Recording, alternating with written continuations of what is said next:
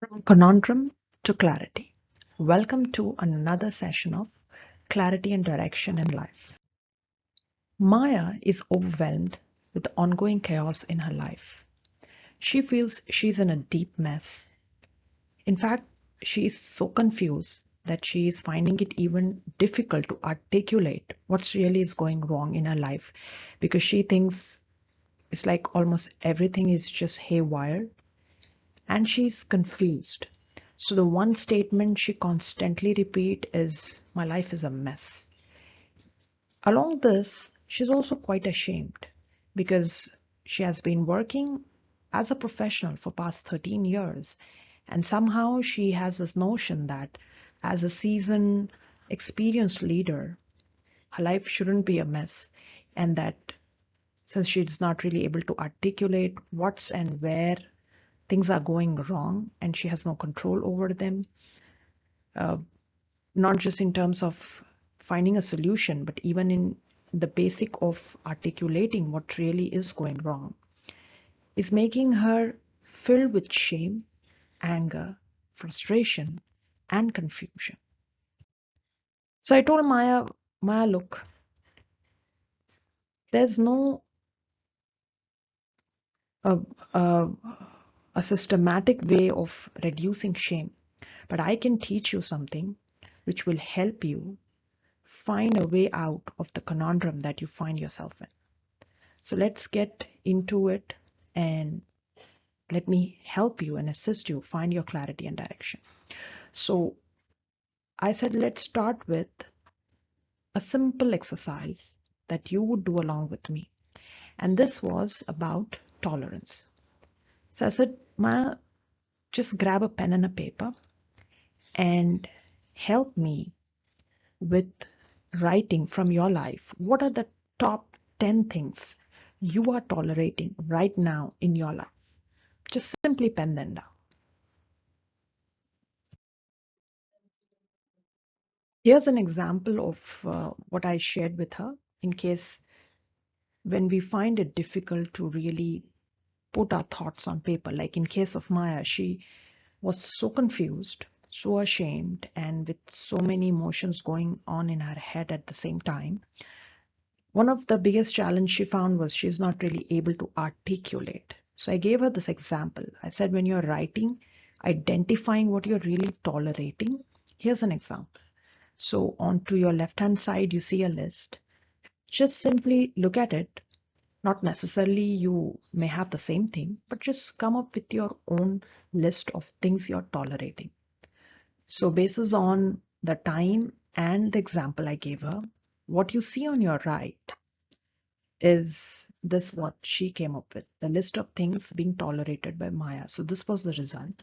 It's actually a very long list, but I just picked up the 7 top things at that point in time that Maya was tolerating, which was a mix of a certification she was not yet had finished, a conflict of there was a deep dive, a lot of complicated issues with her partner. She had demanding in-laws as always. I mean, this is a very atypical, quintessential Indian setup. Her boss was also equally very non-supportive, a toxic one. She has developed people-pleasing tendencies as a kind of a behavior which was not in sync with the way actually Maya was. And then she was just hating herself for being like this, becoming a people pleaser. And there were a lot of shoulds in her life that Maya constantly uh, would live her life with. So I should do this. It should happen this way. People should behave this way. People should understand me. My partner should empathize. I should be on time. And it was a long list. So I said, you just put a should here and we'll come back to the list. And then she had a girl child, and Maya was extremely guilty of not having spent good enough time with her growing child. So basis on what I gave her, these were the results. Now I said, Maya, now that we've identified what you're tolerating, let me help you with 3 steps. This is a technique, through which you can actually put not an end to what you're tolerating, but increase your awareness of the chaos and the mess that's right now going on in your head, and you're not really able to articulate what exactly it is. So one of the most simplest and powerful ways of doing so is using this 3-step technique. So the first thing we've already done, I said identify the list of things that you're tolerating, which she came up with. So here are those 7, the step 1 has those 7 list of things. Step 2 is my addition. And this is, I have designed this basis on specific to people who find themselves suffering from a bit of anxiety and also confusion.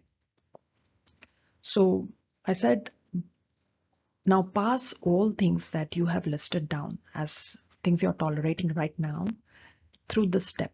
So you need to filter it through these filters of whether these things are within your control or are they beyond your control. And I just gave an abbreviation to each of it, WC and BC. And then finally, the third step is to pick one action item, a plan that you would do with things you are right now tolerating. Because towards the end of these step 1, 2, and 3, it would help anyone with a confused and chaotic mindset, somebody who's feeling overwhelmed or anxious because of a lot going on in their life. These 3 steps would not only help them identify what they're going through, but also find very easily a way out of the conundrum they are in. Let's look at what we found for Maya. So here's the list of the things tolerated by Maya. And I just put the step 1, 2, and 3 up here. Below here is where the list of things tolerated by Maya, and next to it, the W says a short form of within control, and BC is a short form of beyond control. So step 2 is here. So I asked her to filter it out, and we found that of the 7 things, there were only 2 things which were beyond her control: her toxic boss and her demanding in-laws. And even here, if you look at it, the ongoing conflict with a partner, this was within control. And I'll tell you more about it in a while, but this was not something, when I discussed this at length with Maya, we figured out that it was not something which was beyond control. So friends, when life feels like it's overwhelming and there's a lot going on, try this. Identify what you're really tolerating, filter them, whether it's within your control or beyond your control. These are so extremely powerful techniques that in our first session itself, Maya felt a lot more relaxed compared to where she was before we began our sessions. So having gone through the step 2 here, then I asked her to complete it with a step 3, which is the action plan. So the first thing, the thing that she was tolerating, actually she was getting a bit worked up and frustrated because she had not been able to finish one of a very key IT certification, which she needed for her next year promotion. So I asked her, okay, this is within your control? She said, yes, fine. Then set an action plan. So she stated here that she's going to file an application, enroll in it, and appear for this exam before the end of next year. The moment she set an action plan and a timeline to it, her mind was clear of all the clutter and mess that she was. And this did no longer seem to her anything challenging, difficult, or literally as if it's a far-fetched dream.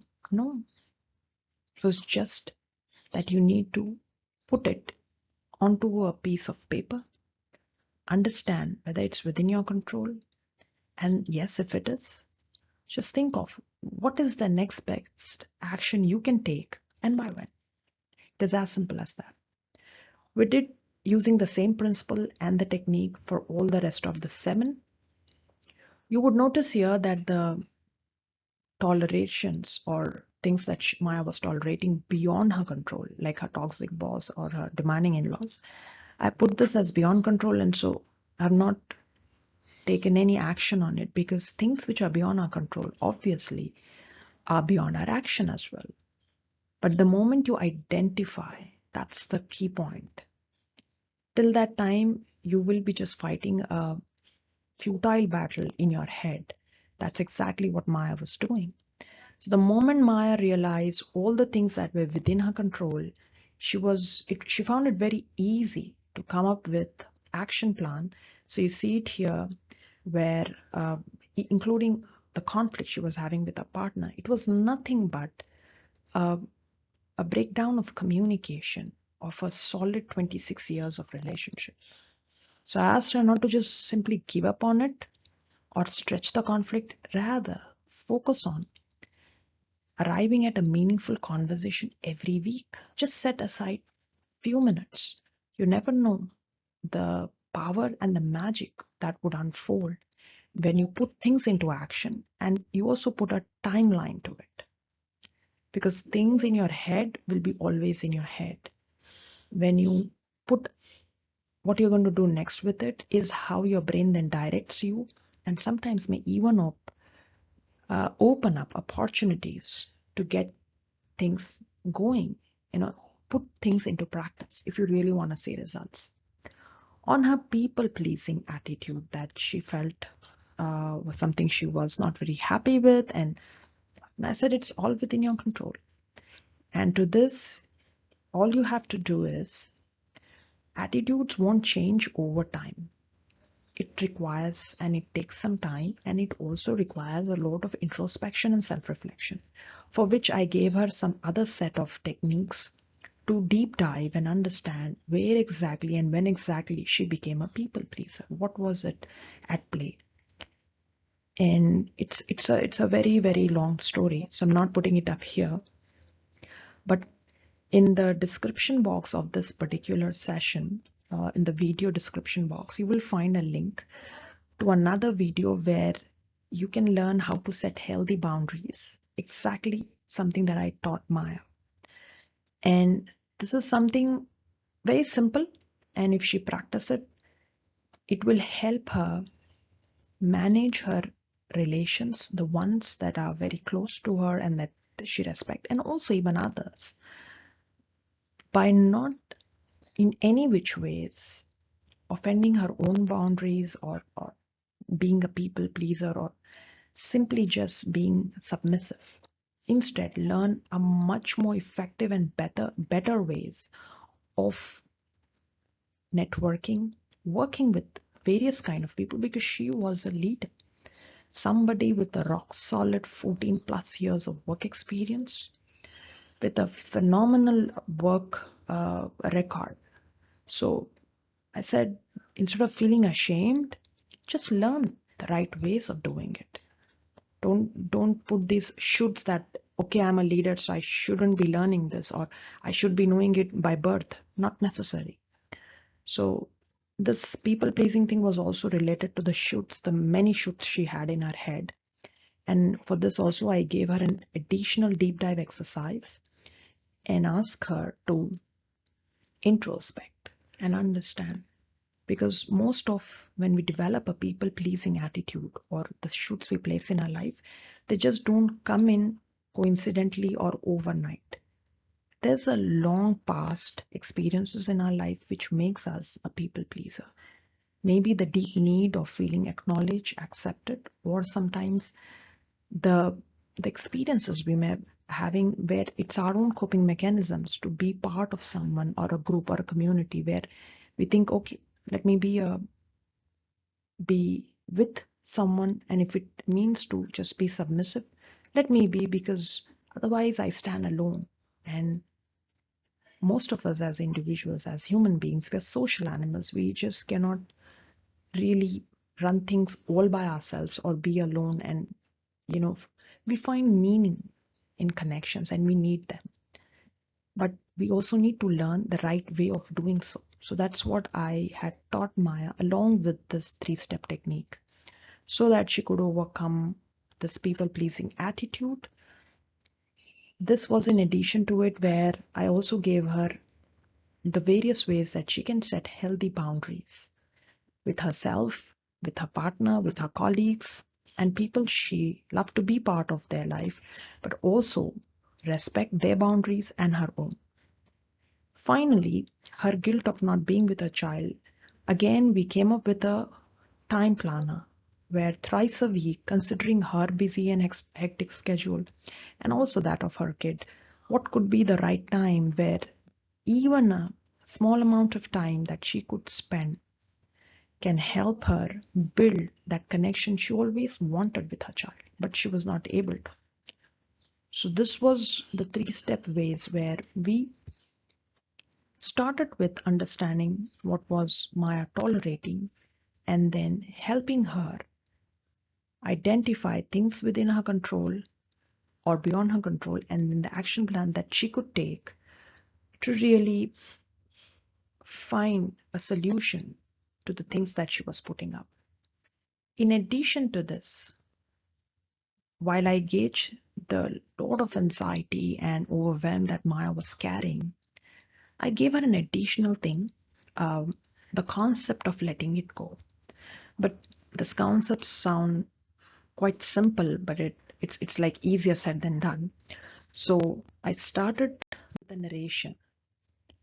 And this is tied back to this particular technique of toleration. We have a choice here. You can either do it separately, or you could always club it the way I clubbed it for Maya. Whenever you find yourself way too overwhelmed or anxious, you can mix the toleration exercise as step 1, 2, and 3, and followed by letting it go exercise, which I'm going to share with you in a minute from now. Or if you feel you may want to skip the toleration part, yes, you can do that and just focus on this particular one. It's completely whichever way you feel convenient, you can do it. So the second part, let it go, was immediately clubbed with the toleration for Maya. And I said, Maya, now that we identified your toleration, we understood where you're coming from. And now that you have a lot of clarity on what exactly you're tolerating, how much of that is within your control, and now what are the action plans you're going to do, let's also go a bit further and try to build in this beautiful attitude of letting it go. I began this with a story. This is a Zen story which I narrated to Maya. This is about two Buddhist monks who were returning from their monastery after I guess it was rainy season. And while they reached a swollen river, in front of them they found a very beautiful woman in a delicate silk kimono. She was quite distressed because she was not really able to cross the river by herself. Out of the two, when the older monk saw this, that she was struggling to cross the river by herself, he just went ahead, helped her, scooped her in his arms, carried her safely to the other side, and just left her. The other guy followed along, and both the monks then were walking away, while this girl walked away to her destination. After a long pause of silence, the younger monk was currently in a very different state of mind, because he was he just burst out and he asked his senior counterpart, how could you do this? Because as per the practice, they're not supposed to touch a woman. So the older monk here replies that I just put her down 5 hours ago, and I guess you're still carrying her with you. This Zen story, friends, when I shared it with Maya, the intention was to help her understand just like the younger monk in the story, there are many things we hold on to. Sometimes it's our anger, hurt, our guilt, shame, which usually clouds our mind and prevent us from fully enjoying our life. And what we really hold on to actually bothers us more than anything else. So in this given story, the moral of the story is that out of the two, the senior guy who was way more mature, he was not holding on to anything. While the younger guy, even though figuratively he didn't offered any help to the girl, or neither did he help her, he was still carrying the thoughts in his head. Same on this metaphor, I asked Maya also that while we're doing this let it go exercise, I want you to understand the concept of why we hold on to certain things, just like this younger monk was holding on to, and how it impacts us. Because the overwhelm Maya was holding, her list of shoulds and the toleration she listed, I mean, I just shared the 7 with you, but it was a huge list. This was something that was needed for her. And I would urge any one of you who's listening to this session of Maya's story from conundrum to clarity.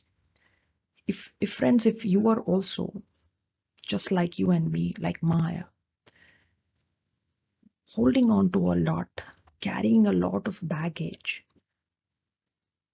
first use those 3 steps, which will give you a lot of clarity on exactly the load you're carrying. Then try and do this particular exercise of let it go. It will not only help you find a way out, but it will be less taxing to the brains, to your nervous system, because we hold our stress in our nervous system. And Maya was also doing the same thing. The reason why she was way too anxious for her nerves could carry her.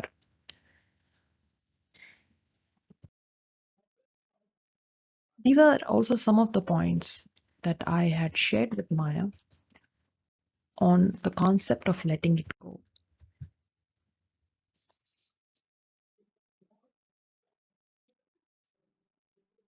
Here again, once I shared with her the concepts, the next step is to first identify what is it that I need to let go of. So I asked Maya that create 2 columns.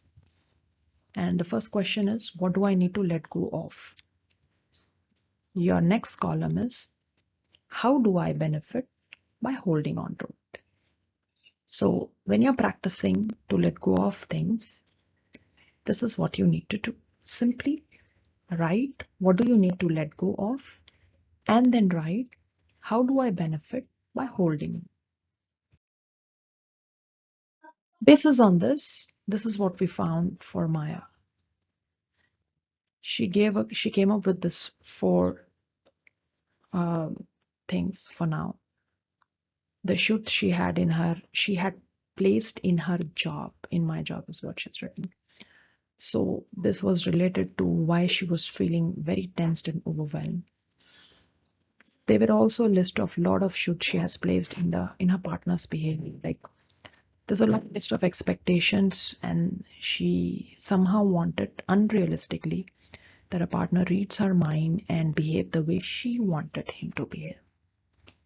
Then there were certain standards she held that unless these things happen, like she completes her certification, she gets this kind of score, she gets promoted next year, she gets this percentage of hike, she refused to be happy or feel happy.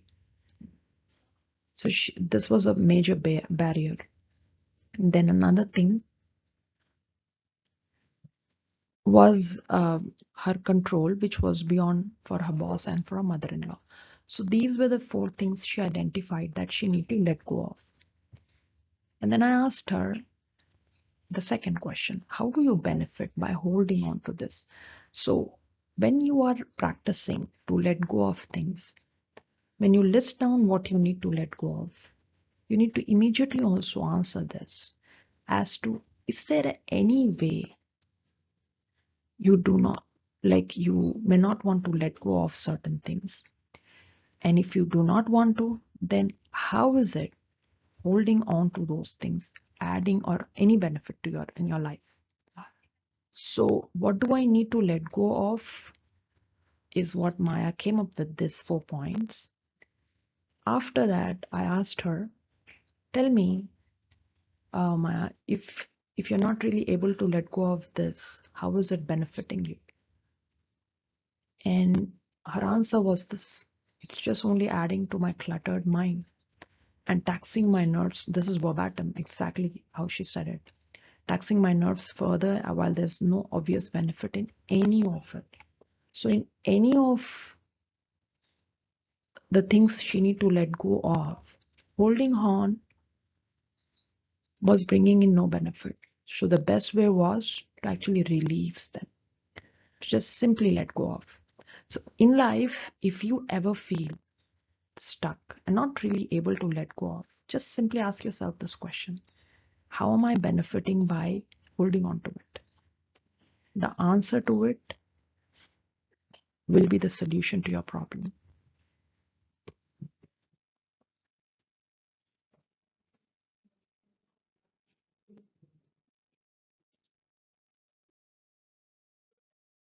Finally, Maya was not just able to understand what she was putting up and tolerating, but she also learned the art of letting go of things that no longer serve her.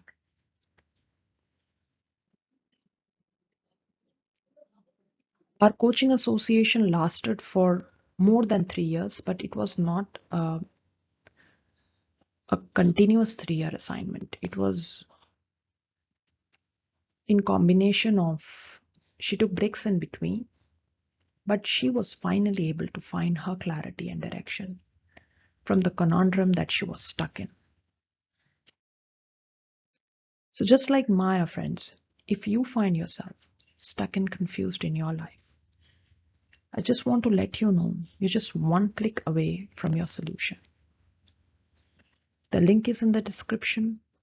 Apply and enroll, and let's embark on a journey, and let's find your clarity and direction. I look forward to meet you soon in our coaching assignment.